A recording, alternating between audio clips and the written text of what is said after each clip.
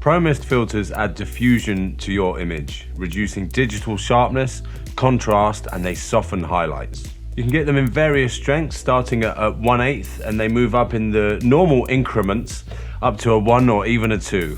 Here we've used a 1/4 Pro Mist, and we've taken it out at midday where the natural light causes heavy contrast.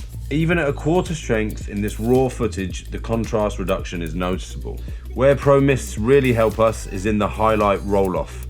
They create a more pleasing film-like gradient in the bright areas of your footage, which is a key part of the look created when using high-end cinema cameras with more dynamic range. When used during golden hour light, they create a warm and hazy feel, particularly when shooting into the sun.